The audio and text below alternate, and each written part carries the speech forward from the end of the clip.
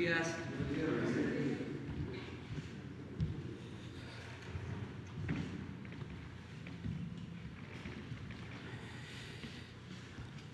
Pues este día vamos a dedicarlo como lo hacemos siempre. Todos los martes se informa sobre la situación de la salud y en especial sobre la pandemia, de modo que nos acompaña el doctor Jorge Alcocer, secretario de Salud, y el doctor Hugo López-Gatell, subsecretario de Salud. Ellos nos van a informar sobre la situación de salud, en especial sobre la pandemia de COVID-19. Ellos tienen la palabra y luego las preguntas de ustedes para tener esta reunión. Mañana pues no vamos a poder estar, pero cuando regrese el viaje, desde luego, seguimos aquí. Vamos a estar pues de regreso el jueves, o sea que el viernes vamos a volvernos a encontrar aquí. Adelante, doctor. Muchas gracias, señor presidente. Gusto en saludarlos. Muy buenos días. En el Día del Pulso de la Salud, como ustedes saben, tenemos ya tiempo y hemos logrado tener un diagnóstico de nuestro sistema de salud, sus grandes retos, pues muy sintéticamente, al no contar con la universalización de la salud de los mexicanos, los rezagos en la atención primaria a la salud central en todo buen sistema de salud tampoco es vigente, y la falta de medidas preventivas y educativas, en lo cual hemos trabajado y seguiremos trabajando en una forma muy importante. Y todo esto nos debe llevar realmente a que el derecho a la salud sea un derecho en nuestro país. En estos días, ustedes saben, semanas, meses, hemos trabajado fuertemente con un compromiso renovado para enfrentar esta pandemia que, como su nombre lo indica, ha afectado a todos los países, a todas las familias, a todos los individuos sin distinción alguna. Y en este camino, nosotros, que ha sido evidente para toda la población que tenemos, ha sido muy evidente grandes déficits. Y en breve, y estamos trabajando en ello, lo hemos enfocado a algo que ha sido, desde luego, constatado en esta epidemia. Un gran déficit de profesionales de la salud, de médicos generales, de especialistas y de enfermeras. La pandemia lo puso claro, el abandono en el personal de salud. Día con día, el doctor Hugo López-Gatell en su momento hace énfasis, y en la Secretaría de Salud tenemos desde luego esto como un continuum, y lo cual vamos a seguir, se lo señalo, con mucho empeño y desde luego con la suma de toda la población copartícipe en la salud del pueblo mexicano. Hoy, por razones también de prisa, porque pronto el presidente Andrés Manuel López Obrador estará intercambiando protocolo de trabajo claramente relacionado con el nuevo reglamento de comercio internacional, desde luego el TEMEC, que nos va a llenar todavía más de fuerza para seguir trabajando en ello. Por lo tanto, le pido a Hugo López-Gatell que nos presente ese informe que no ha fallado desde fines de enero, que no ha fallado en su voz, y su voz que siempre ha sido escuchada. Hugo, por favor.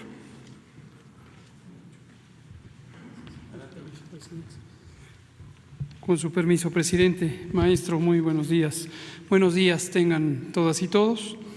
Vamos a brevemente repasar el informe técnico sobre la situación de COVID-19, el nuevo coronavirus SARS-CoV-2 que causa esta enfermedad pandémica, y vamos a comentar algunos detalles con el nuevo esquema de comunicación que hemos dispuesto en esta etapa. La siguiente, por favor. Aquí lo que recordamos a ustedes es que tenemos 36 días desde que procedimos a este esquema que le designamos nueva normalidad.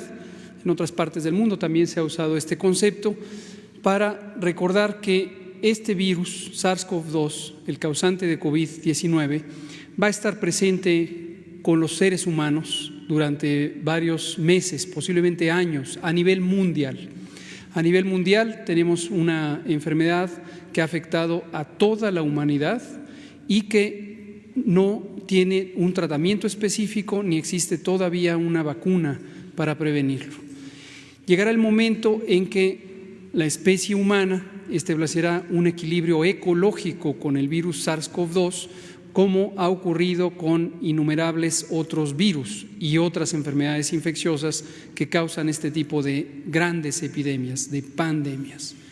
Y este es un proceso gradual que no se puede acelerar artificialmente, pero sí se puede adaptar. La humanidad se puede adaptar a vivir y convivir con este virus. Esto parece una paradoja porque obviamente un agente infeccioso que nos causa enfermedad, que puede causar la muerte, no parece ser un elemento amigable a la humanidad. Sin embargo, es importante que nuestras prácticas diarias nos ayuden a tener la mejor posibilidad de no enfrentar la enfermedad, a pesar de que el virus persista, insisto, por varios años estará con los seres humanos y seguirá después por muchos años, pero ya en una forma atenuada. Concretamente, en el caso de México, este planteamiento de la nueva normalidad implica que debemos empezar a recuperar nuestra vida en general, nuestras actividades de la vida pública, económicas, sociales, pero hacerlo de manera cuidadosa. No es posible tener paralizada la sociedad por demasiado tiempo, porque esto causa daños también, afecta la vida de las personas, y lo que sí se puede hacer es progresivamente, en una forma ordenada, en una forma cuidadosa, empezar a recuperar esta nueva normalidad. Y esto implica cambios de actitud, cambios de comportamiento que sean favorables a la prevención, como lo hemos señalado prácticamente todos los días. La siguiente, por favor. En la información internacional nos interesa ir compartiendo con la sociedad mexicana lo que está ocurriendo en otras regiones del mundo. Antes lo hacíamos con una misma representación gráfica de la frecuencia de casos nuevos de enfermedad en los 14 días más recientes, donde hemos visto que ya desde hace más de un mes la región de América, el continente americano, tiene la mayor carga de enfermedad aguda o reciente en los últimos 14 días. Pero hoy agregamos esta gráfica que nos permite visualizar el conjunto de las regiones, continentes o subcontinentes del mundo, a qué velocidad están cambiando la epidemia. Y vean ustedes, tenemos en las dos primeras líneas, si las identificamos de arriba para abajo, las dos subregiones de América, arbitrariamente definidas. Tenemos América del Sur como esta tendencia que ha ido creciendo de manera sostenida y muy acelerada a lo largo del tiempo, y América del Norte, que muestra este aumento inicial rumbo al día 20, después de que se alcanzó un caso por millón de habitantes. Después tiene una zona de estabilidad, pero con alta cantidad de casos diarios, y después del día 90 empezó a tener un nuevo ascenso muy acelerado. Europa, por su parte, tuvo el ascenso hasta el día 20 y después ha ido bajando progresivamente, con algunos países que prácticamente ya no tienen casos nuevos, y finalmente África y otras regiones del mundo que tienen un incremento lento, progresivo, pero lento, y todavía no están en un punto extremo de la transmisión, y ya se verá hasta dónde pueden llegar en eso. La siguiente, por favor. Entrando al aspecto nacional, en esta nueva gráfica estamos poniendo en contraste las situaciones o los escenarios que se presentan en esta enfermedad. Esta es una enfermedad que en su gran mayoría causa síntomas que son leves, que se autolimitan, se quitan espontáneamente por acción del sistema inmune en aproximadamente 14 días, pero ciertamente hay personas que tienen enfermedad grave y no dejamos de recordar quiénes tienen el mayor riesgo de enfermedad grave: personas de 60 o más años de edad, personas que tienen ciertas enfermedades crónicas, diabetes, hipertensión, obesidad, personas que fuman. El tabaquismo en sí mismo es una enfermedad, pero el tabaco además causa muchísimos daños a la salud. También personas que padecen cáncer o inmunosupresión. De modo que insistimos, las personas que tengan estas características, estas condiciones de salud o esta edad, no se esperen. Si presentan síntomas, fiebre, tos, dolor de cabeza, dolor de garganta, entre otros, y tienen más de 60 años o tienen estas enfermedades crónicas, no esperen a ser atendidas. Vayan a la unidad de salud más cercana para que puedan ser evaluadas. Este es tiempo valiosísimo. Si se pierde el tiempo, la enfermedad, si se complica, progresa rápidamente y nos puede tomar por sorpresa cuando ya hay poco que hacer. Entonces, las personas con mayor riesgo deben acudir lo más pronto posible a las unidades de salud. Veamos en esta gráfica que tenemos 261.750 casos de personas que han presentado la enfermedad desde el 28 de febrero, fecha del primer caso, y la gran mayoría ya se recuperaron. Más del 60% de las personas, que es casi 160,000 personas, ya están recuperadas y han tenido la gran mayoría síntomas leves. Las personas que se enfermaron en los últimos 14 días son los casos más recientes. Algunas permanecen todavía hospitalizadas y la hospitalización puede durar varios días más, y quienes no tuvieron la necesidad médica de ser hospitalizadas ya se han recuperado cuando pasan 14 días. Desafortunadamente han fallecido 31.119 personas en México. Vamos a pasar a la siguiente, vamos a saltar esta, es un detalle técnico que presentamos ayer en la noche. Nos centramos en la Ciudad de México en este momento y lo estaremos haciendo a lo largo de los siguientes días con cada una de las entidades federativas para que usted, que vive en un estado en particular, sepa lo que está ocurriendo en su localidad, en su estado. Posteriormente entraremos a detalles también municipales. Hoy veamos los de la Ciudad de México.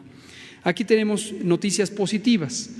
La Ciudad de México ha sido, desde el inicio de la epidemia, el punto donde empezó, donde se detectó el primer caso, pero también la zona que ha tenido la mayor cantidad de casos acumulados.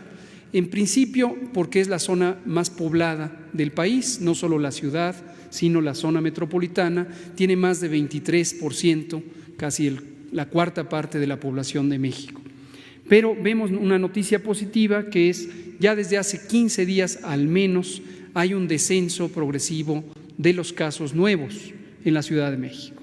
La Ciudad de México ya alcanzó hace poquito más de 15 días el punto máximo de la epidemia y tiene un descenso progresivo de casos nuevos, de hospitalizaciones y de defunciones. Y esto lo vemos aquí en la gráfica, donde se ve que desde la semana 21 tenemos ya este descenso. En la línea roja se puede ver que va para abajo, y los recuperados son un reflejo de lo que ha ocurrido con 15 días de desfase de las personas enfermas.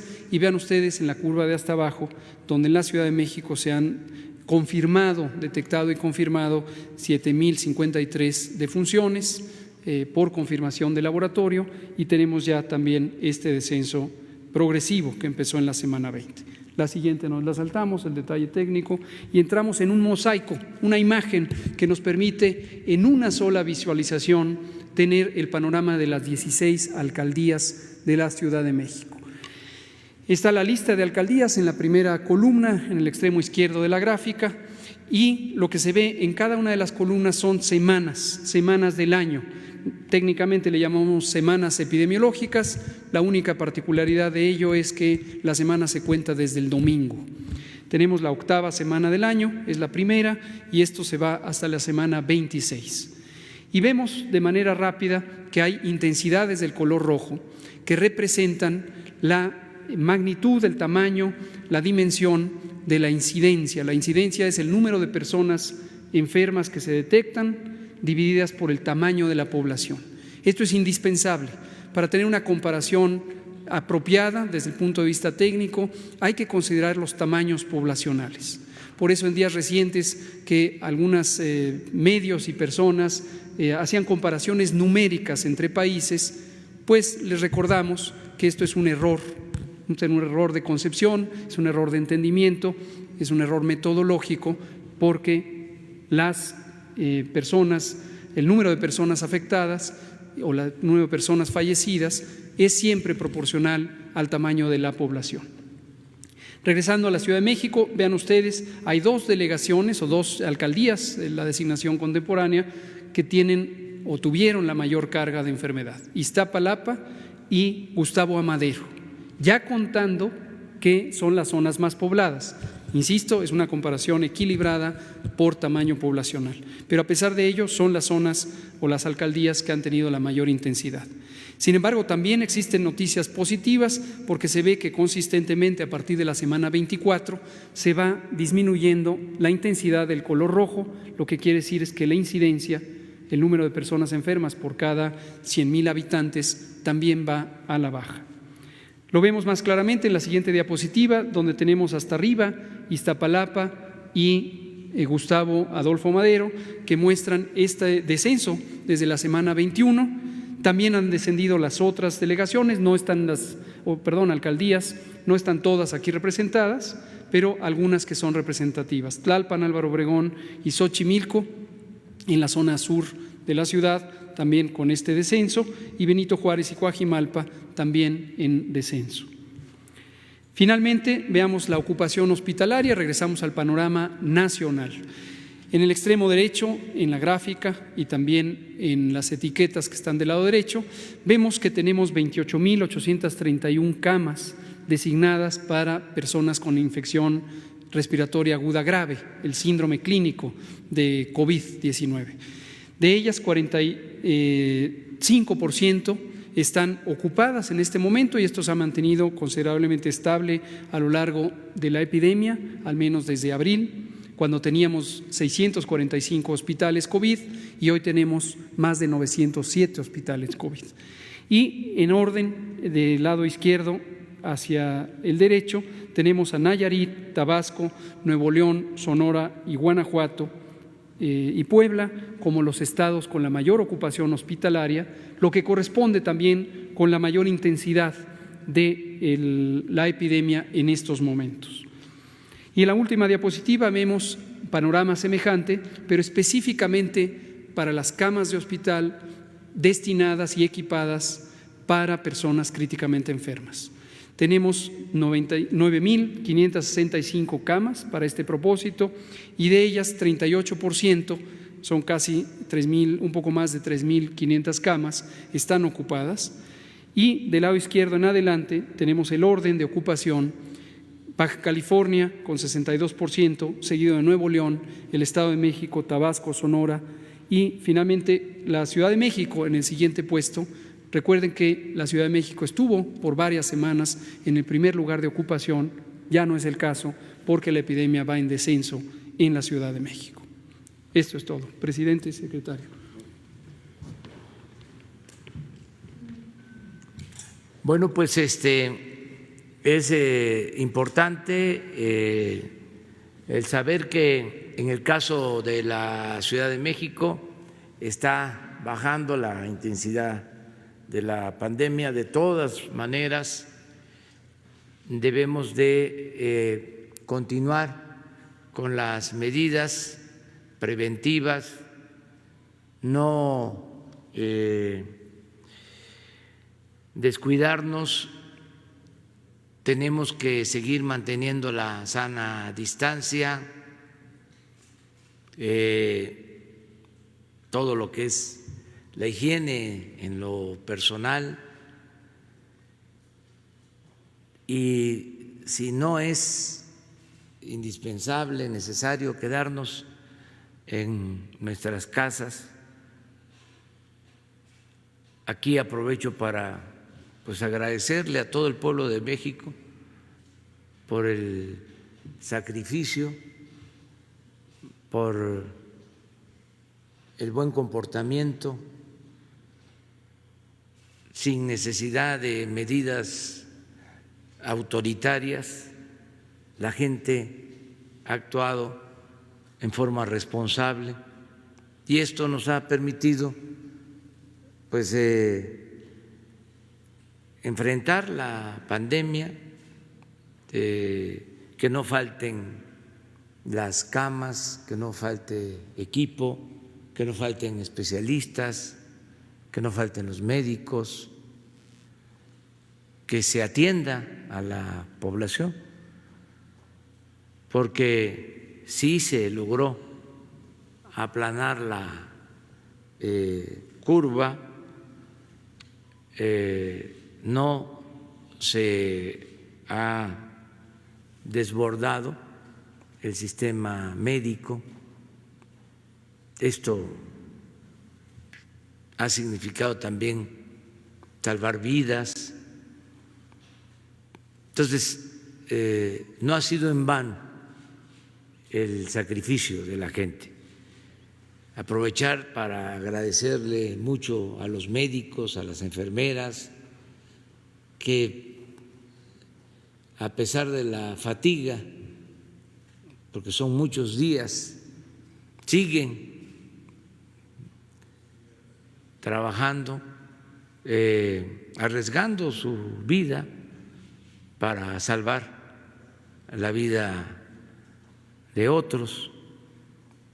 Es realmente heroico lo que hacen enfermeras, médicos, todo el personal del sector salud que ha estado ayudando desde el inicio de esta tremenda, terrible pandemia.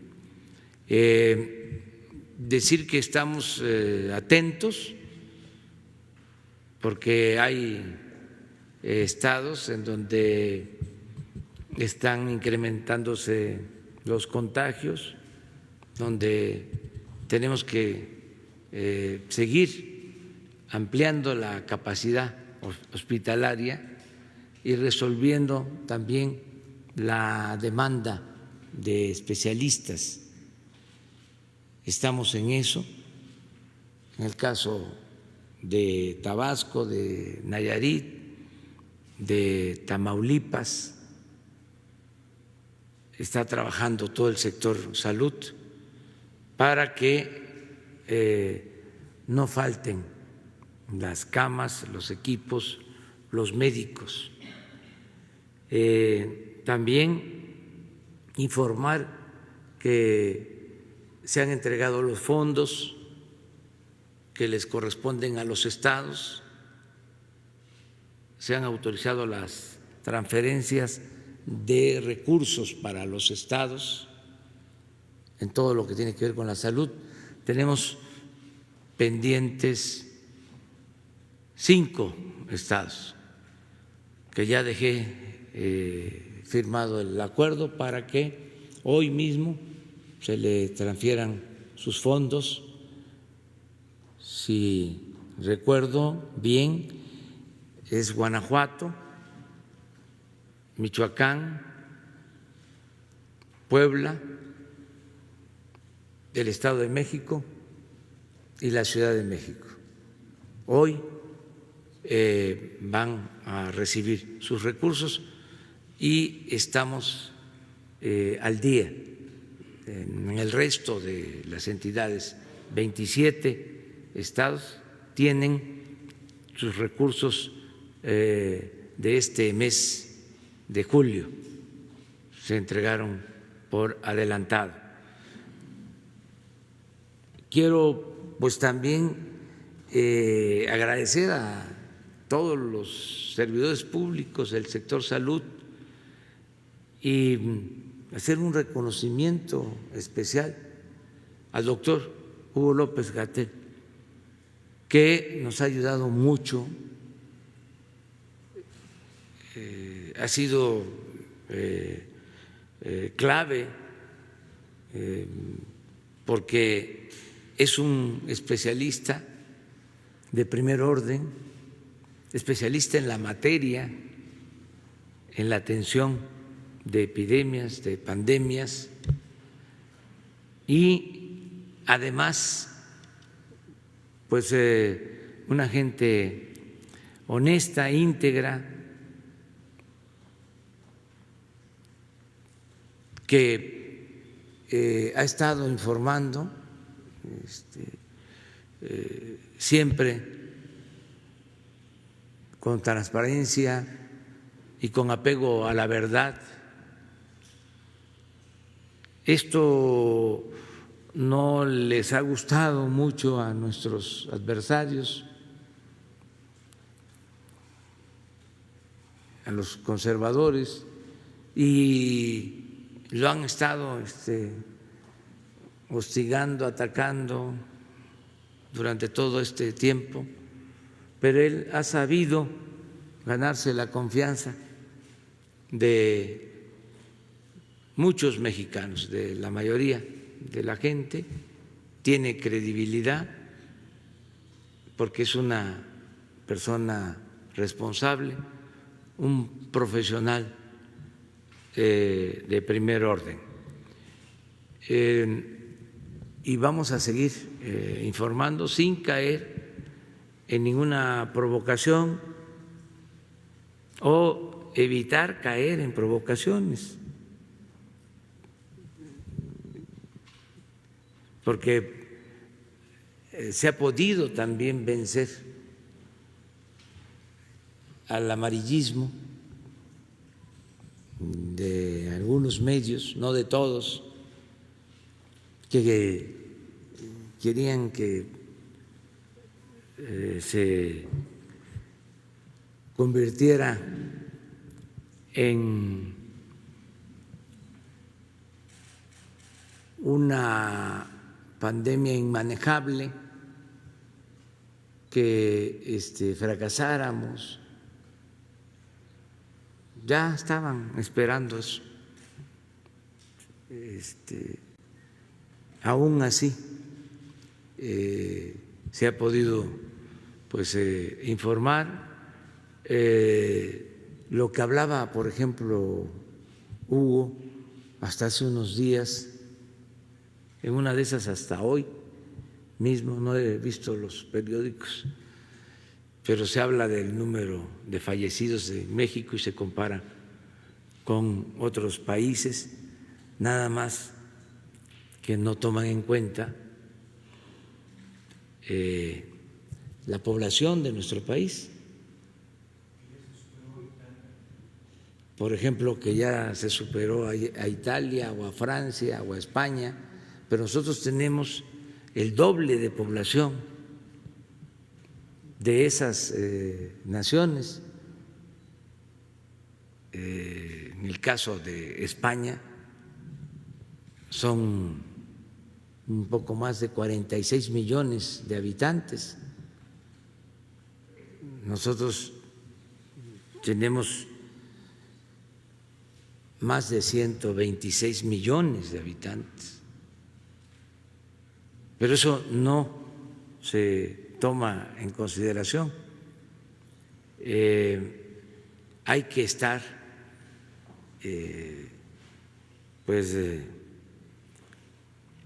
replicando, hay que estar respondiendo,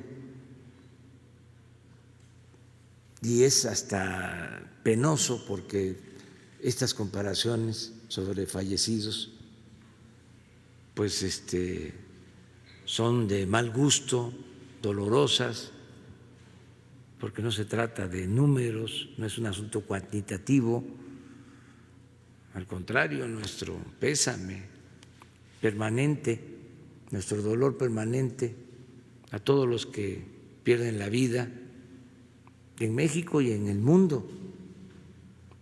Es un asunto de fraternidad universal. Pero bueno, vamos adelante.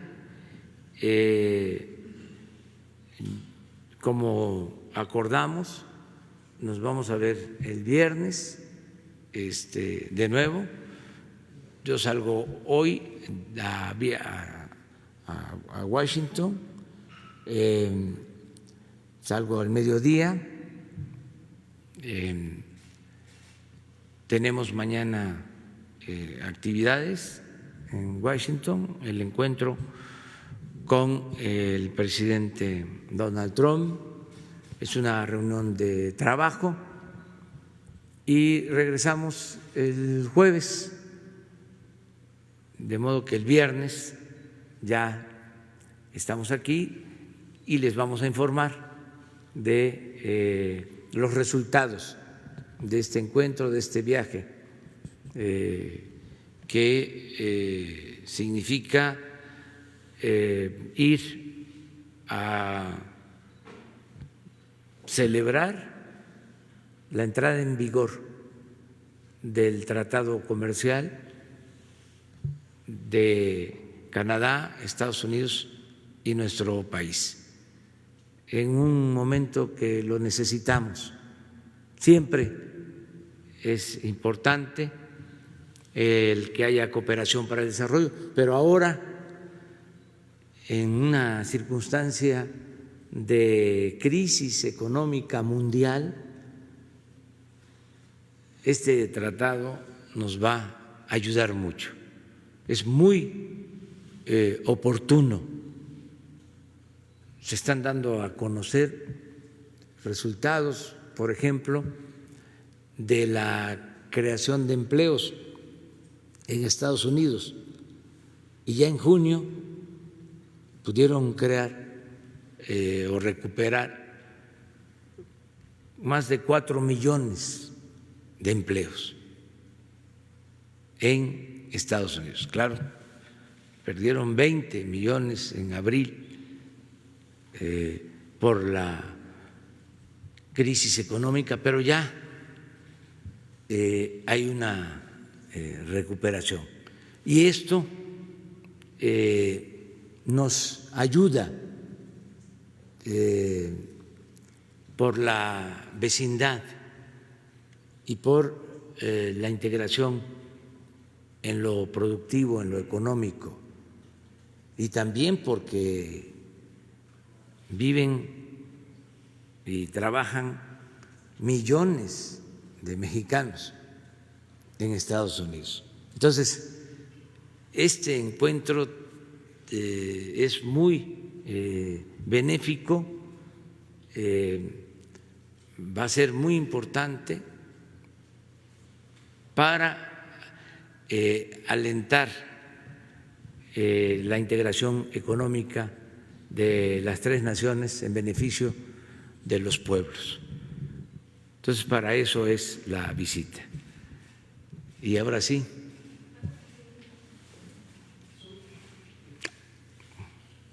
Y luego tú, Sheila. Sí, buenos días, señor presidente. Vamos para allá. Ya se reinició materialmente, ahora sí, con cara al final, la elección de los 4 nuevos consejeros que serán miembros del Consejo General del INE. 2 planteamientos muy concretos. Uno, si usted va a proponer, de acuerdo con lo que ha señalado sobre el INE, sobre su abultada nómina y estructura, alguna reforma a este organismo, aunque fuera de largo plazo. Y la segunda, ¿qué mensaje enviaría a los diputados y consejeros que van a participar en este proceso? Bueno, es un proceso que corresponde a la Cámara de Diputados. Espero que sea transparente y que se elija a personas, mujeres, hombres honestos, íntegros, que tengan principios, que tengan ideales, que sean verdaderos demócratas, porque hay una mala experiencia en la integración del Instituto electoral en nuestro país. Por lo general, no ha estado a la altura de las circunstancias. Y por eso los fraudes electorales,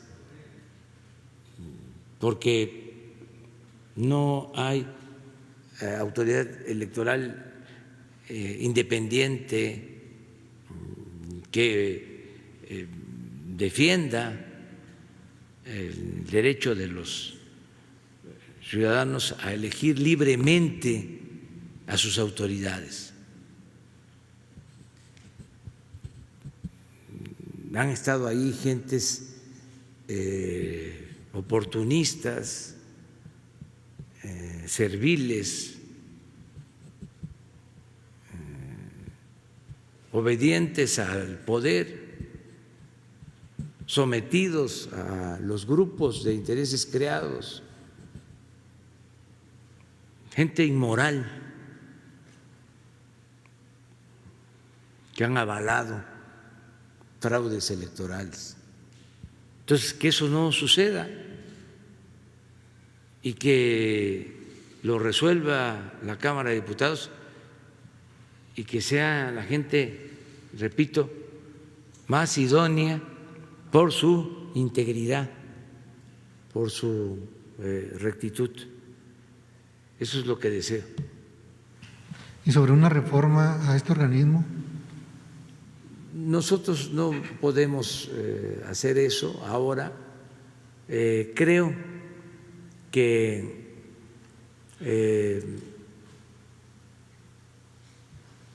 podría, con los nuevos elementos, si se eligen bien, irse renovando el Instituto Electoral sin necesidad de una reforma. De la costumbre en la época de la simulación era hacer reformas cada sexenio y siempre había fraudes. Yo pienso que sin necesidad de la reforma podría garantizarse la democracia en el país, porque también tiene que ver con nosotros, con los ciudadanos,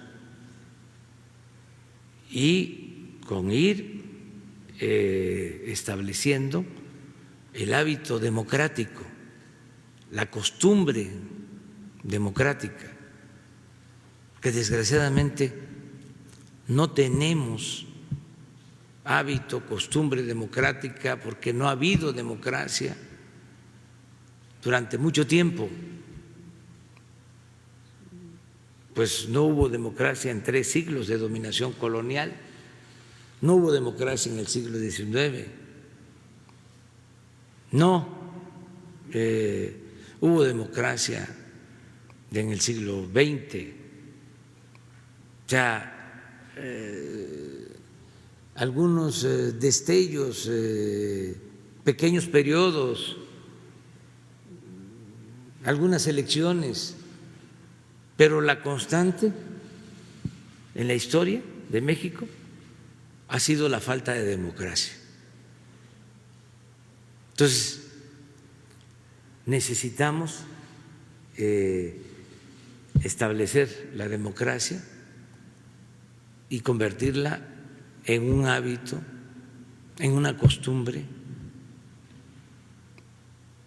Nosotros vamos a hacer todo lo que nos corresponda para que se respete la voluntad de los ciudadanos, porque es muy importante la democracia. No nos trae el cuerno de la abundancia, pero cuando hay democracia nadie puede sentirse absoluto.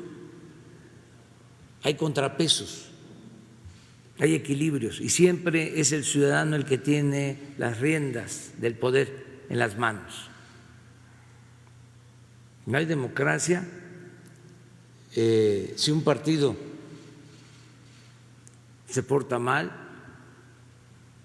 o un gobernante de un partido no actúa bien, para afuera y entra otro. Aquí nosotros en el país, durante muchos años, décadas, siglos, siempre eran imposiciones. No era el pueblo el que elegía libremente a sus autoridades.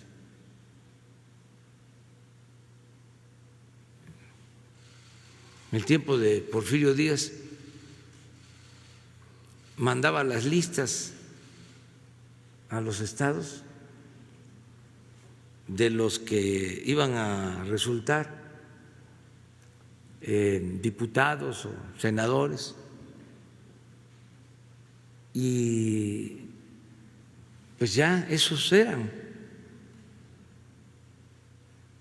La diferencia con Madero es que él se enteraba por la prensa de quienes ganaban.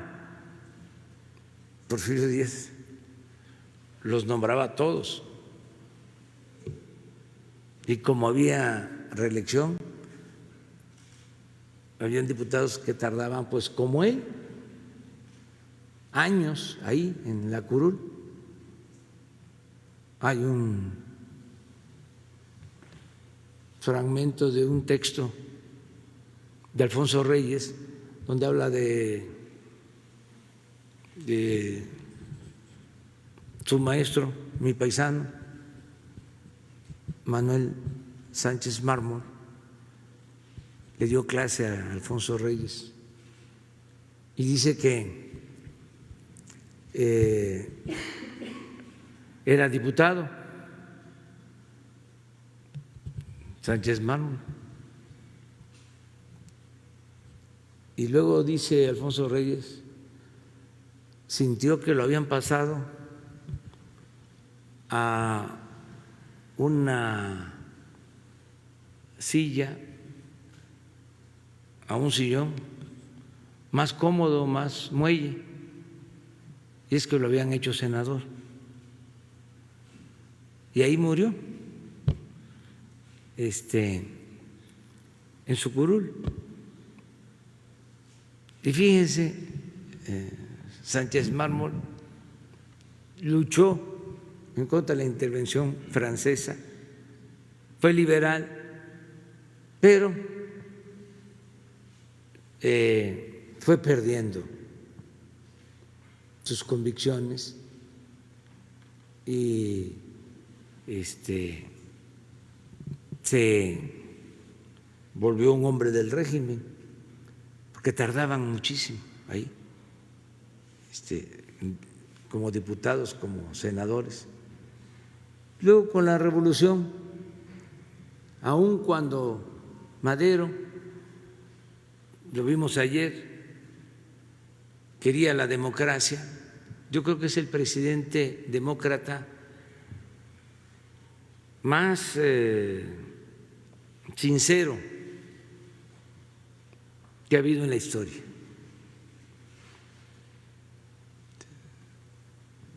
Francisco I. Madero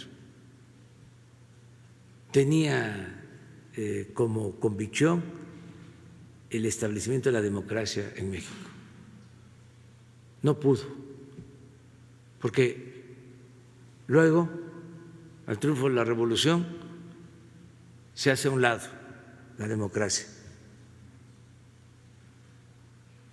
Decía don Daniel Cosío Villegas que ya no era don Porfirio, sino doña Porfiria la que dominaba, un partido que surgió desde 1929, partido único, partido de Estado. Apenas se están dando los primeros pasos. La alternancia del 2000, ¿se acuerdan? Que se hablaba del cambio. La verdad sin incomodar a nuestros adversarios, que el cambio verdadero se está dando ahora. Entonces sí nos importa mucho el afianzar la democracia, por tu pregunta. Gracias, señor presidente. En otro tema, la Secretaría de Gobernación emitió un comunicado oficial advirtiendo de que en 5 o más legislaturas de los estados pretenden hacer reformas sobre el PIN parental. Estas reformas podrían permitir a los padres y madres de familia, dice el comunicado, vetar contenidos educativos para niñas, niños, adolescentes de contenido sexual, reproductivo, entre otros. La pregunta es, ¿qué opinión le merece este punto, el tema, ¿no? Pues son cambios que tienen que ver con la legislación federal.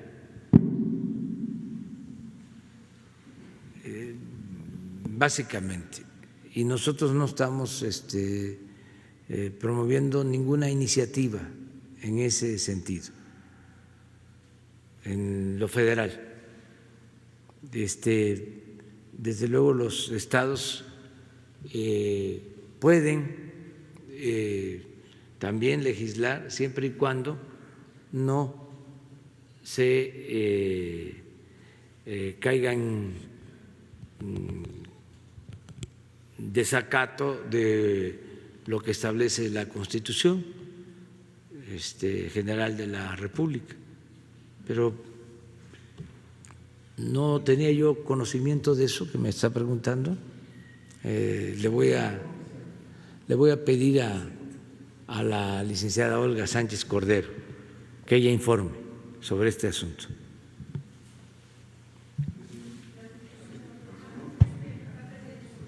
Y luego vamos para atrás. Buenos días, presidente. Gracias. Shaila Rosagel, corresponsal del Grupo Gili, El Imparcial de Sonora, La Crónica de Mexicali y Frontera de Tijuana. Presidente, verá en su visita a Estados Unidos el tema de seguridad y en la frontera relacionado con la pandemia. Y también preguntarle si pedirá que se termine con la restricción de cruces no esenciales de México a Estados Unidos o que haya filtros de Estados Unidos a México, como está viendo en México. Y también, ¿cuál va a ser su postura si su contraparte toca el tema del muro? Ayer publicó el presidente Donald Trump 2 tweets en donde aparecen unas fotos y videos donde sale él en la parte de Arizona y la patrulla fronteriza. Entonces, ¿cuál sería su postura si se llega a tocar este tema del muro? Bueno, yo insisto, el tema principal de la visita es el tratado que entró en vigor el 1 de julio. Hay en la agenda bilateral muchos temas, pero vamos básicamente a lo relacionado con el tratado. Nos importa mucho la reactivación de la economía y también vamos a expresar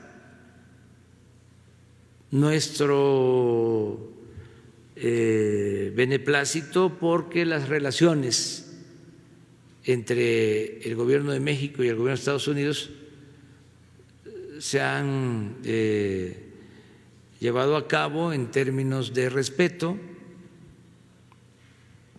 Hay una muy buena relación con el Gobierno de Estados Unidos, una relación de cooperación, de amistad, pero el tema básico es el del tratado. Desde luego hay pues expectativas sobre otros asuntos, seguramente se van a abordar en las reuniones que vamos a tener de trabajo. Vamos a platicar de todo, pero el tema, insisto, fundamental es el tratado. Y a eso vamos, básicamente. Por eso es ahora, en julio, porque acaba de entrar en vigor el tratado comercial. Acerca de otros temas, pues vamos nosotros a ofrecer nuestra opinión, pero no vamos en un plan de confrontación. Vamos a buscar convencer, vamos a buscar el entendimiento del diálogo, como lo hemos hecho en todos los casos. En este tema, si se planteara el tema del muro y en de no buscar la confrontación, ¿cuál sería su postura? O sea, ¿qué le diría usted al presidente Donald Trump? No sobre nos el tema? adelantemos. Sheila, tú estás en tu derecho, además, como eres muy buena periodista, quieres tener la nota. Todos, ese es tu trabajo profesional. Pero yo también soy dueño de mi silencio. Gracias, presidente. Vamos para atrás, para las dos compañeras. Presidente Dalila Escobar, de Tiempo.tv, preguntarle precisamente igual sobre el tema de la visita a Estados Unidos. Allá, en territorio estadounidense, ha habido voces que se han pronunciado en contra de esta visita, precisamente porque, bueno, pues están en un proceso electoral en el que justo el presidente Donald Trump está en una campaña para reelegirse. ¿Qué responde usted ante estos señalamientos y si considera que esta visita será utilizada con fines electorales? Pues yo he expresado que es una visita de trabajo con el gobierno de Estados Unidos, que encabeza el presidente Donald Trump, y pues cada quien puede interpretar lo que considere. Nosotros pensamos, y por eso tomé la decisión de ir a Estados Unidos, que es conveniente para México, que es conveniente para nuestro pueblo el tener buenas relaciones y el poder afianzar la relación económica comercial, lo que tiene que ver con el tratado. Es muy importante, independientemente del asunto partidista. No olvidemos que sean de un partido o de otro, allá o acá, estemos en un partido, estemos en otro, esto tiene que ver con la economía, tiene que ver con los empleos, tiene que ver con el bienestar y beneficia a todos de manera directa o de manera indirecta. Es muy importante tener buenas relaciones con nuestro vecino en el norte. Es de sentido común, así lo entiende la gente. Si fuese un gobierno, el mexicano, el actual, entreguista, como los que han habido, pues entonces sí, habría motivo de preocupación. Pero nosotros hemos mantenido una relación de respeto y de defensa de nuestra soberanía. Les pongo un ejemplo, y nada más un ejemplo. Nosotros no hemos hecho acuerdos, por ejemplo, como el que se hizo en una administración de permitir que entraran armas a México. Acuerdos en lo oscurito, a espaldas del pueblo. Somos distintos, somos diferentes. Entonces, no hay nada que temer. Al contrario, este encuentro nos ayuda. Y yo agradezco al presidente Trump que ha actuado con respeto a nosotros, a nuestra soberanía.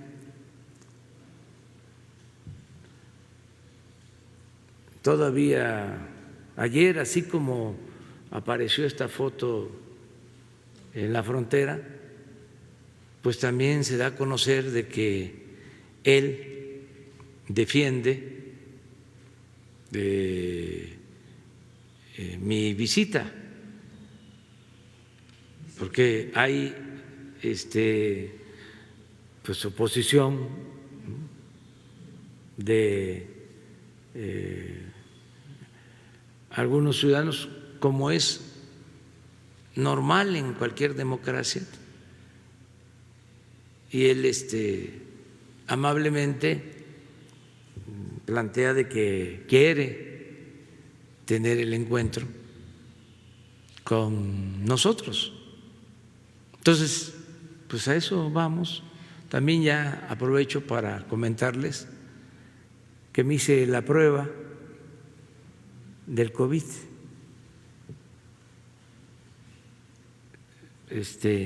Para que el Reforma pueda decir que ahora sí ya estoy le dieron el resultado, alineado completamente. Ya le dieron el que resultado. no me la había hecho, pero como tengo que ir, eso dice el Reforma y el proceso, ¿no? Que ya me alineé. Entonces sí, no tenía yo ningún síntoma, por eso no me había hecho la prueba, porque le hago caso aquí a los doctores,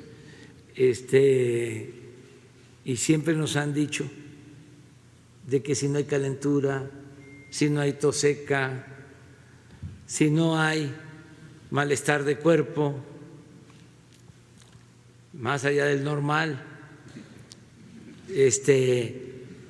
si no hay dificultades al respirar, pues no hay los síntomas, ¿no? Entonces, que no se necesita la prueba. ¿Aún no tiene los resultados de la prueba? Ahora me la hice porque voy a viajar y tengo que pues actuar con responsabilidad, estar muy seguro de que no tengo afortunadamente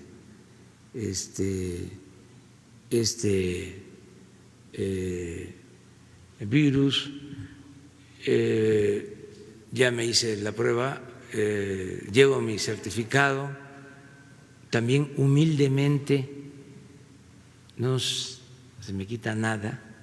Si allá por el protocolo de salud tengo que volver a hacerme la prueba, lo voy a hacer porque tengo que ser respetuosos de las normas que tienen en ese país, y no se me quita absolutamente nada.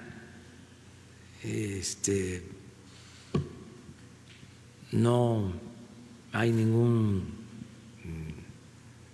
demérito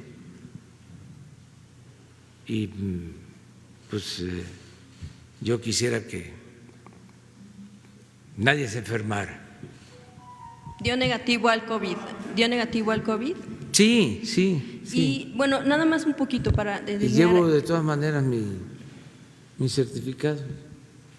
Oiga, y en torno al tema del proceso electoral, ¿en ningún momento lo detuvo el hecho de pensar que había justo campañas electorales en Estados Unidos para declinar pues ir a esta visita? Y también, bueno, pues el presidente Donald Trump lo describió a usted como un hombre maravilloso. ¿Qué dice usted del presidente Trump? Vamos a esperar el encuentro mañana. Ya lo he dicho muchas veces, es un encuentro entre gobiernos y el tema es el tratado comercial. Presidente, ¿qué opina usted del muro fronterizo? ¿Por qué no esperan mañana a ver qué sucede? Vamos a buscar que se mantenga una buena relación con el gobierno de Estados Unidos. Y el otro tema, presidente, en torno a la sanción que emite la Secretaría de la Función Pública al hijo de Manuel Bartlett por el tema de los ventiladores, la venta al Seguro Social. Preguntarle si no, de no haber sido por esta investigación periodística, por esta investigación que abrió a raíz de esa nota, la Función Pública, ¿se habrían quedado entonces los ventiladores en el IMSS? ¿Cuántos casos más de estos han considerado que se deban investigar? Pues no tengo información sobre lo que me estás preguntando. No sé. Lo único que sé es que quien hace la denuncia es el grupo México, Mexicanos a Favor de la Corrupción. Entonces, eso no me da mucha confianza, porque eso es Claudio X González, que tiene muchos intereses creados, por eso está en contra de nosotros, pero no solo de nosotros, estuvo en contra de los maestros,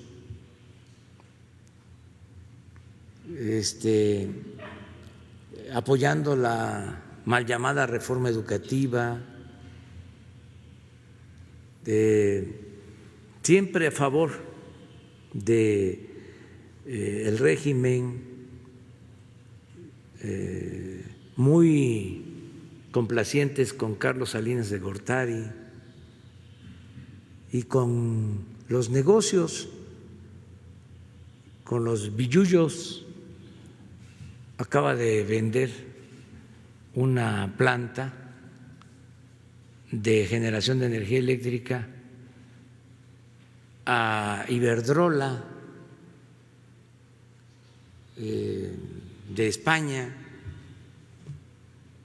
¿Cómo consiguieron ellos esos permisos para esa planta? Su papá de él fue asesor económico de Salinas de Gortari. Saben que el papá de él le recomendó al presidente Peña Nieto que aumentara el precio de la gasolina al doble,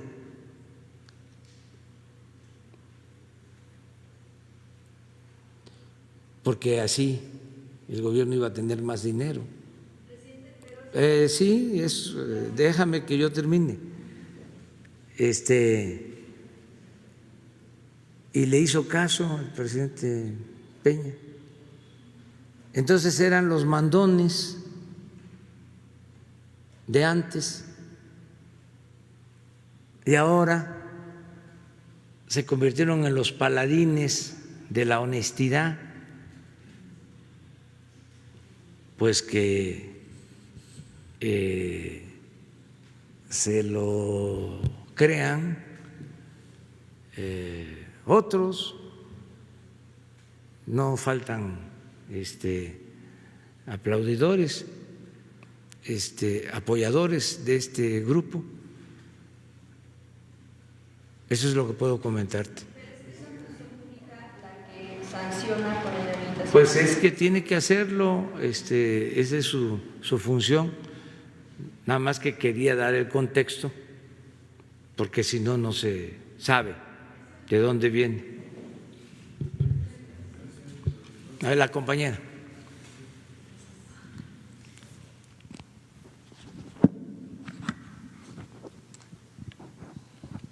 Buenos días, Erika Barón de Expo. Sobre la prueba de COVID que se hizo antes de su viaje a Estados Unidos, porque como lo menciona es algo responsable, preguntarle si este criterio responsable no ha aplicado con anterioridad en relación a sus compañeros de gabinete, los reporteros que estamos aquí y las personas que han asistido a su gira. Este criterio también aplicará en el TECMEC. Como país vamos a ser más responsables en lo social, ambiental y económico en función a los intereses compartidos. Sí, siempre hay que ser responsables, siempre. Y me hice la prueba porque tengo que salir del país, aunque, repito, no tengo ningún síntoma y por eso no me había hecho la prueba, porque eso es lo que recomiendan, ¿no es así? Entonces, y además porque, como dice el proceso y el Reforma, ¿no? Estoy alineado. Otra pregunta. La semana pasada mencionaba que habrá más apoyo al trabajo informal, pero sabemos que gran parte de él abarca la venta de mercancía robada o piratería, además de que la economía informal no garantiza, entre otros aspectos, el respeto a los derechos humanos como la mano de obra infantil. Hay demasiados niños trabajando en las calles. Entonces, ¿qué opina usted de esto y de qué manera su gobierno piensa atender este vacío? Pues lo que se tiene que hacer es que funcione la economía formal, que haya empleo, que haya bienestar, pero como no ha funcionado la economía formal, pues la gente se tiene que buscar la vida como puede. En la concepción conservadora quisieran que no hubieran ambulantes, que no existiera el comercio o la actividad económica que le llaman informal, pero la gente tiene que trabajar, tiene que mantener a sus familias. Entonces, no es culpa de ellos, es falta de oportunidades. ¿Por qué? Porque pues, se padeció un régimen corrupto en donde se dedicaban a saquear, a robar y no había beneficios para el pueblo. Entonces, encima de eso, se les estigmatiza a los de la economía informal. Yo no lo veo así. Yo tengo que ver las causas que llevaron a muchos a buscarse la vida de esa forma. Imagínense si no existiera o no hubiese existido la economía informal en todo este periodo neoliberal de crisis, que la gente no se buscara la vida en lo que fuese de manera honrada, como lo hacen, con trabajo. O imagínense que nuestros paisanos no hubiesen tomado la decisión de emigrar en el periodo neoliberal. ¿Cómo estaría México? Por esas dos actividades, por la llamada economía informal y por el fenómeno migratorio, no se profundizó tanto la crisis de bienestar. Si no, estaríamos peor de cómo estamos. Entonces, no es solo condenar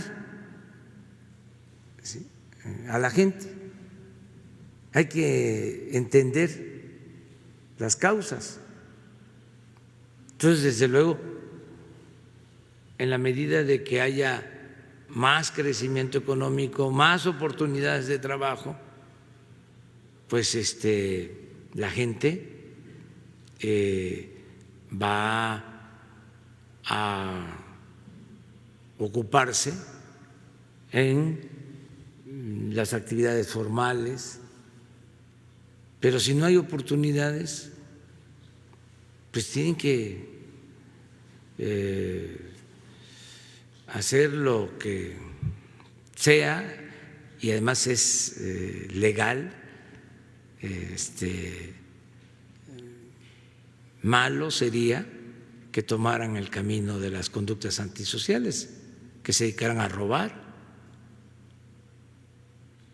Desgraciadamente hay quienes tomaron ese camino y también por eso estamos padeciendo de mucha inseguridad y de mucha violencia. El ser humano no es malo por naturaleza, el mexicano no es malo, son las circunstancias las que llevan a muchos a tomar ese camino de la delincuencia. Entonces, ¿qué tenemos que hacer? Pues luchar, procurar que haya una sociedad mejor. ¿Y cómo podemos lograr que haya una sociedad mejor? Yo sostengo que lo más eficaz es acabar con la corrupción. Yo pienso que si erradicamos la corrupción, vamos a lograr el renacimiento de México. Y esto nos conviene a todos. Pero esto que yo pienso y que estoy llevando a la práctica, con el apoyo de muchos servidores públicos y con el apoyo de millones de mexicanos, no lo ven así los conservadores, porque ellos quisieran que se mantuviese el régimen de corrupción, porque el conservador, entre otras cosas, es muy individualista, muy egoísta, piensa nada más en él, porque es el enojo de columnistas, ¿por qué nos insultan? Porque pues ya no reciben $1 millón al mes, deben de estar recibiendo 200, 300, pero no se conforman con eso. No se ponen a ver de que hay millones de mexicanos en la pobreza y que necesitan ser atendidos y que tienen los mismos derechos que todos, la misma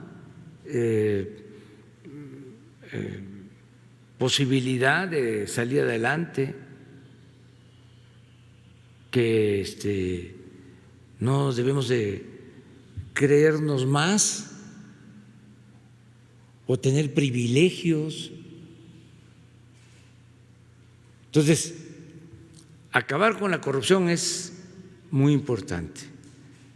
Entonces, yo sí creo que debemos de tener una mentalidad distinta. El conservadurismo es individualismo, es también mucha corrupción y mucha hipocresía. Y en cuanto a los derechos humanos, Pues que no se violen los derechos humanos, pero si a esas vamos, ¿quiénes violaban los derechos humanos? Los gobiernos conservadores. Esos son los partidarios del uso de la fuerza, de querer resolver todo por la fuerza, la mano dura.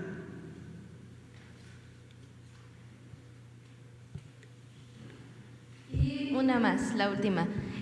Respecto a su visita con el presidente Trump, quisiera saber, apenas se aprobó el acuerdo de cooperación ambiental en el Senado.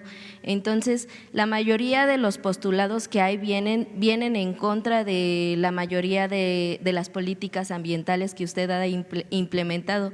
¿Cómo planea usted alinearse a estas políticas, a estas nuevas políticas que ya son una obligación por ser un acuerdo Pues no estoy tripartidario? de acuerdo con lo que dices, tienes que releer el texto, porque nosotros somos respetuosos del medio ambiente más que los otros gobiernos, y con hechos. ¿Saben cuántas hectáreas concesionó Calderón para la explotación minera? 30 millones de hectáreas.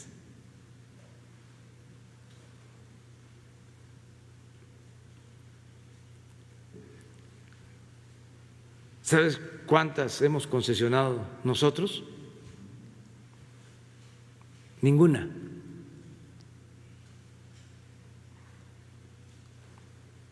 ¿Y dónde están los ambientalistas para decir eso? ¿O dónde estaban cuando entregaron más de la mitad del territorio nacional para la explotación minera? Hay pequeños propietarios, ejidatarios, comuneros, que ni siquiera saben que lo que está debajo de sus tierras ya fue concesionado.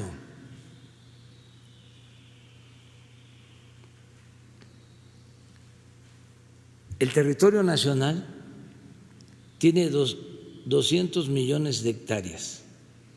¿Saben cuánto se concesionó en el periodo neoliberal? 110 millones de hectáreas, casi el 60% del territorio nacional.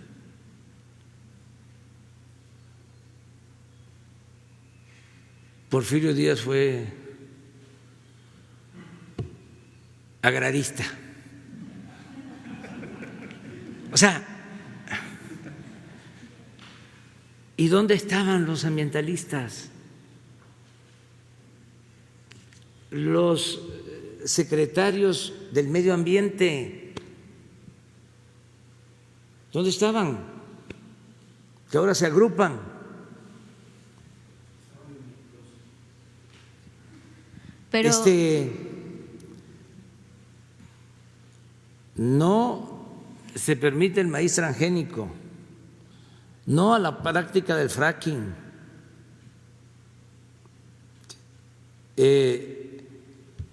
Se conserva la selva, todas las reservas ecológicas. Pero un dato más, en ningún país del mundo se están sembrando 1 millón de hectáreas de árboles frutales y maderables. Entonces ya esto ya cambió. ¿Qué pasaba? Pues antes pues se entregaba todo, las zonas de manglares, las playas, no había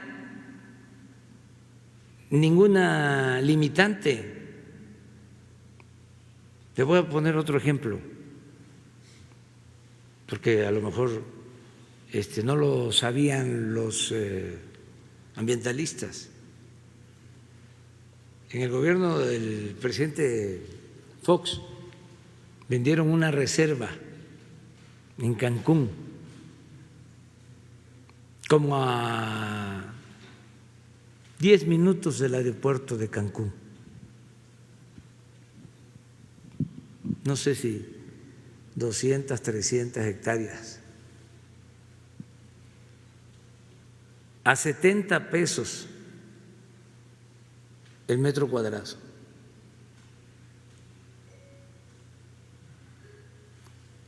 Manglares.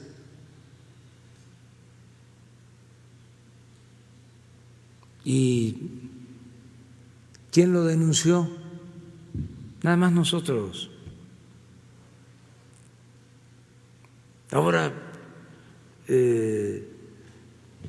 surgen grupos ambientalistas como hongos después de la lluvia.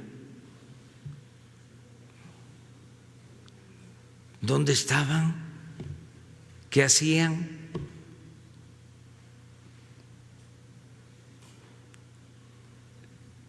Silencio. Entonces, no somos iguales. Que no se confundan. A lo que me refiero es que, por ejemplo, una de las medidas más importantes de este acuerdo es la promoción de energías renovables y limpias, y sin embargo, pues… no, sí, continuamos nosotros con la promoción de energías renovables y limpias en el sentido más amplio de la palabra, porque eso lo habían usado de pretexto para hacer negocios lucrativos al amparo del poder, para recibir subsidios del gobierno, para que costara más la luz y nos afectara a todos. ¿Saben qué hicieron? Se decidió, hablando de energías renovables y limpias, que las hidroeléctricas de la Comisión Federal de Electricidad subieran energía a la red hasta el final, después de que subían la energía las empresas particulares con subsidio. Entonces, por eso las hidroeléctricas están subutilizadas. ¿Y qué? Las hidroeléctricas no son plantas de generación de energía limpia y sustentable. Nada más que como eran de la Comisión Federal de Electricidad, se les hizo a un lado. Entonces, ¿qué fue lo que se fomentó? La energía eólica. Sí. resulta que la energía eólica, que es importante, se privatiza y se le da un subsidio. Entonces, como estamos buscando que haya equidad y que no saquen ganancias excesivas a costa del erario, entonces dicen, es que no se respeta el medio ambiente. No, lo que no queremos es que sigan saqueando, robando. Y por respeto no hablo de las empresas, pero si yo les pongo la lista aquí de las empresas de energía limpia, van a decir, ¿qué fue esto? De repente los que hacían pan se convirtieron en empresarios de energía, en petroleros, los que se dedicaban a la producción de leche se volvieron también petroleros, los que vendían refrescos, de estos famosos refrescos de marcas muy famosas, se volvieron también dueños de empresas de generación de energía eléctrica. Me da hasta pena y ojalá y entendieran que ya es tiempo de un cambio y que no estén defendiendo lo indefendible,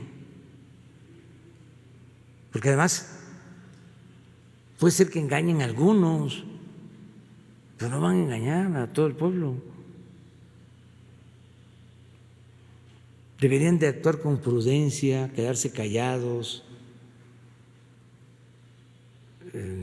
incluso hacer, si no ofrecen disculpa, hacer el compromiso de que van a actuar de otra manera,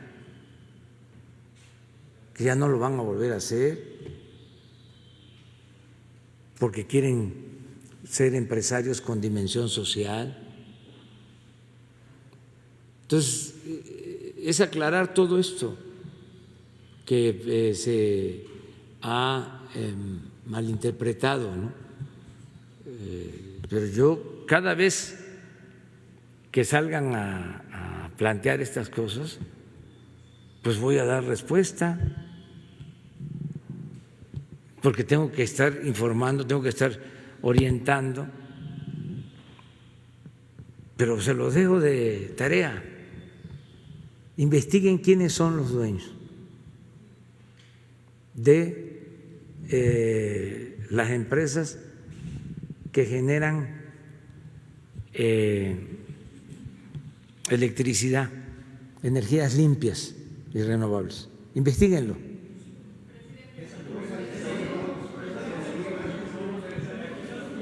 Tú.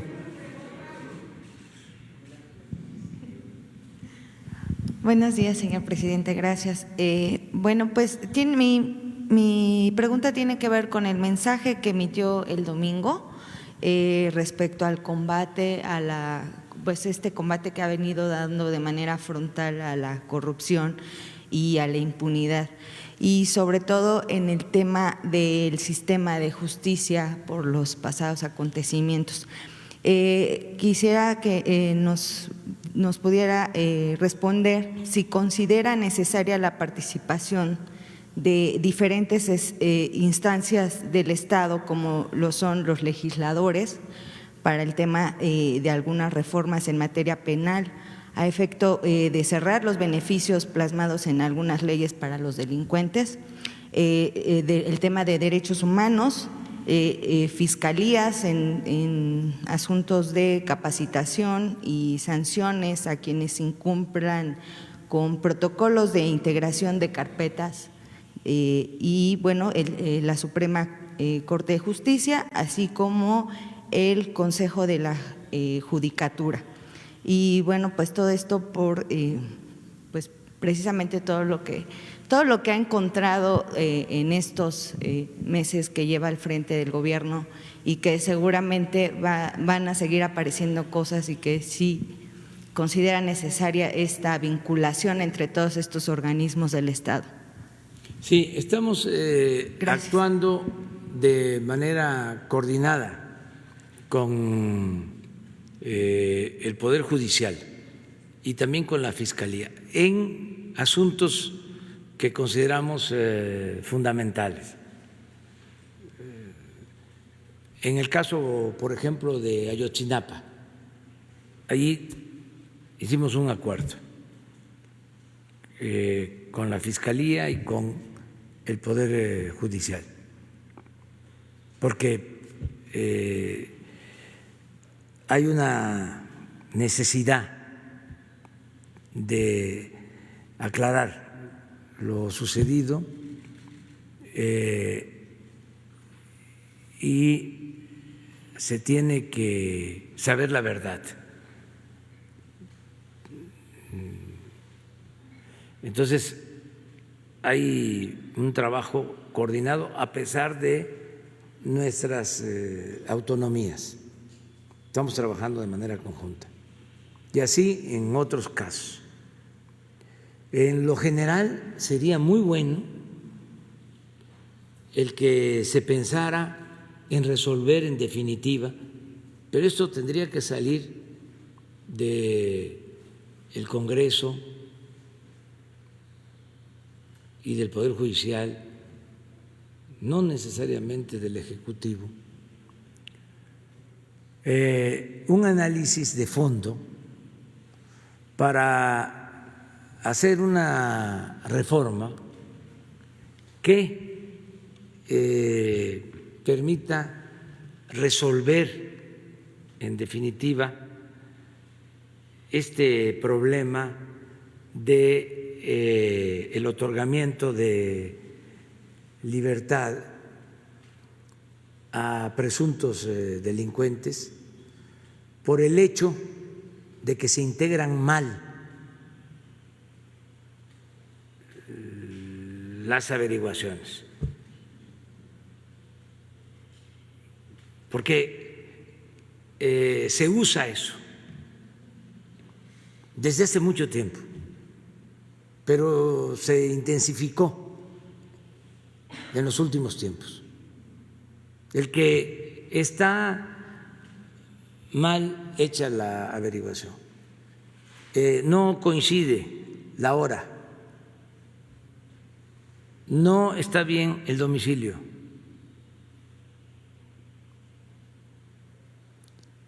por cualquier cosa, llegó tarde la orden de cateo. O sea, ¿cómo resolverlo? ¿Cómo no dejar márgenes a la interpretación y ser muy precisos? ¿Y por qué no pensar en la posibilidad de reponer el procedimiento y no dejar en libertad a diestra y siniestra? Porque lo que está probado es de que se usa como excusa para liberar a personas por dinero.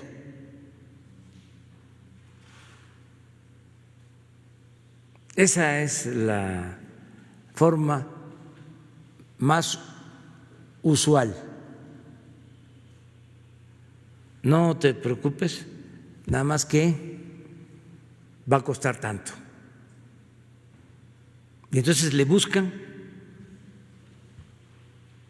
y como los policías o los que llevaron ante el Ministerio Público al acusado no hicieron bien su trabajo, o se equivocaron, entonces siempre hay motivo. Y se dice, ¿es legal? Sí,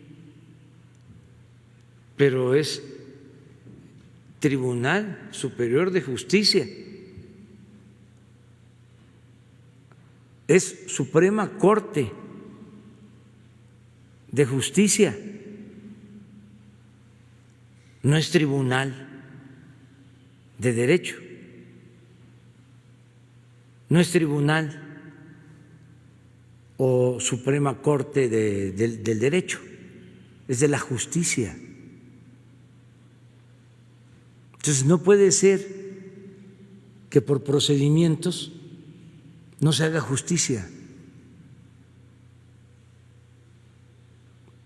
Entonces se tiene que arreglar y se puede. Y sí nos importaría mucho participar en un grupo que convoque, ya sea el Congreso o el Poder Judicial, pero atender el asunto de fondo, porque lo que acaba de pasar es una burla y además demuestra el nivel de descomposición que existe en la impartición de justicia. Lo repito, un día sale a informar el fiscal general de la República que se está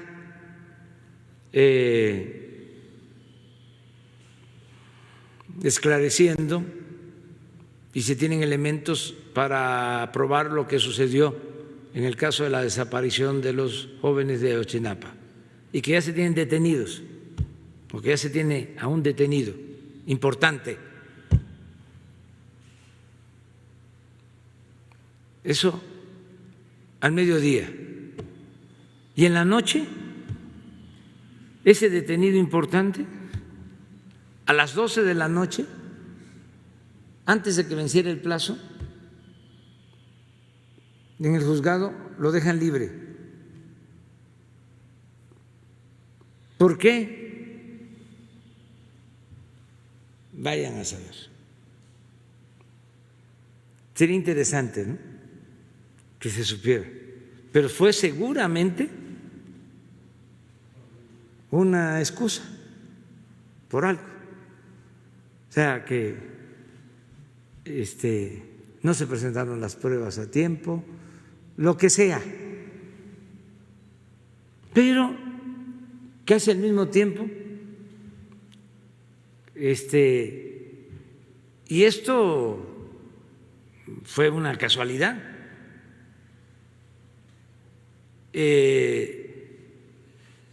Se tenía una orden de un juez para estar escuchando a estos presuntos delincuentes y se graba una conversación o varias conversaciones en donde se habla de dinero para el caso. Una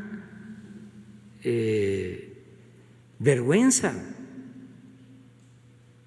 Pero eso porque se tuvo la prueba, porque por teléfono hicieron el acuerdo. Imagínense cómo queda la Fiscalía el fiscal, pero también, imagínense, el atrevimiento, porque no creo que los del juzgado no supieran de qué se trataba y que no estuviesen enterados de que ese día había dado una conferencia el fiscal sobre el tema y sin importarles nada, con una impunidad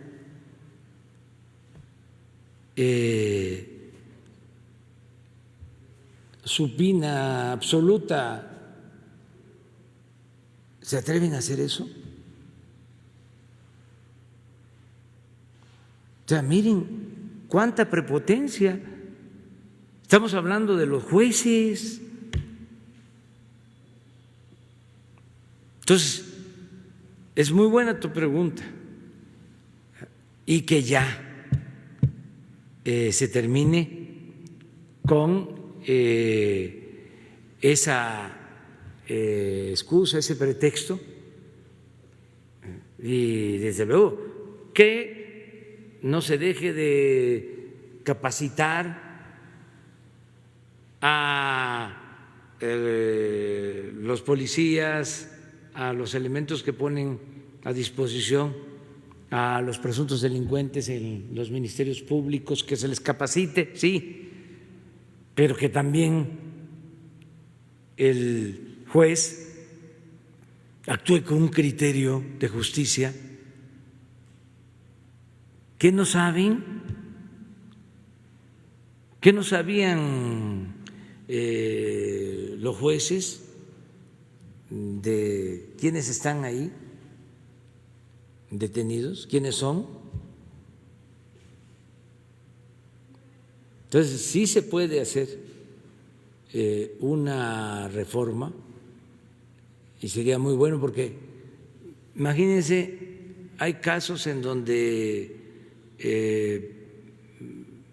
los policías o quienes detienen saben que están arriesgando su vida y cumplen con su responsabilidad y detienen a un presunto delincuente. Y resulta que lo sueltan. Hay casos en donde lo sueltan y el policía que detuvo al presunto delincuente lo asesinan. Entonces, eso se tiene que atender a fondo. Esa es una muy buena reforma y no queremos nosotros hacerla, o sea, porque van a decir de que se violan los derechos humanos y que la ley es la ley y la justicia, ¿dónde queda?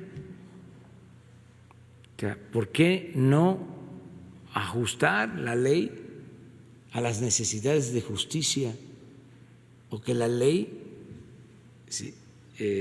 esté al servicio de la justicia, pero por entero, por completo?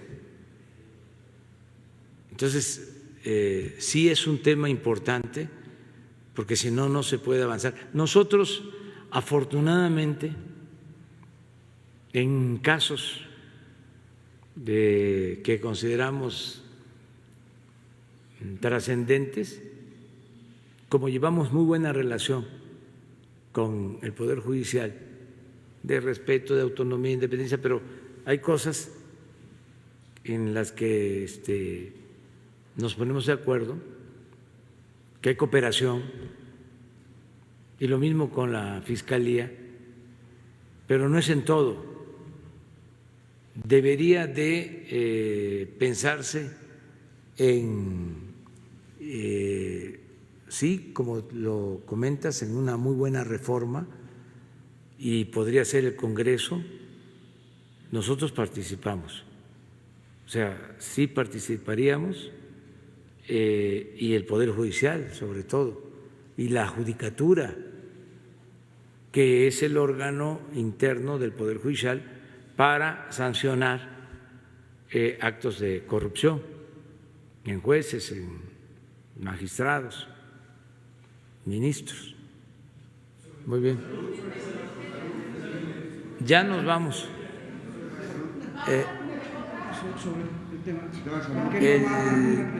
El viernes.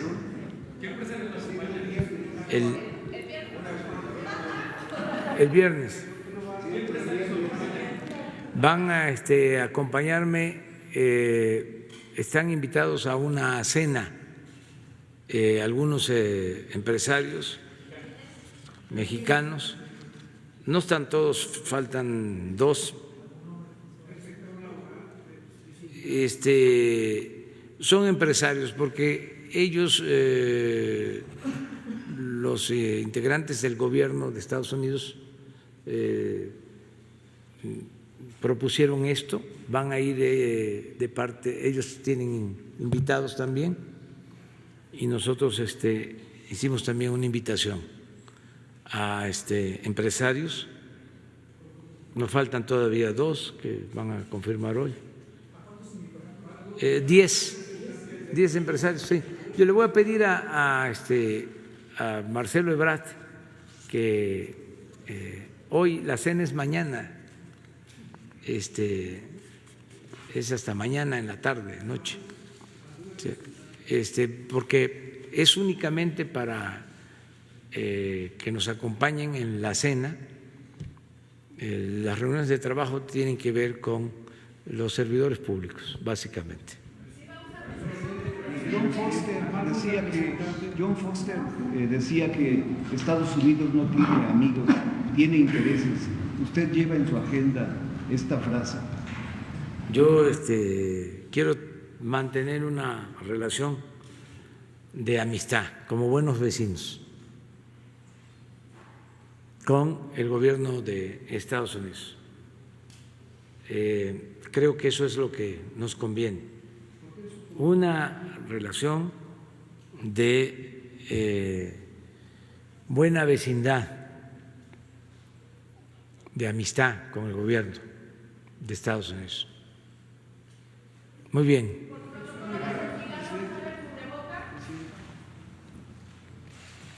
El viernes.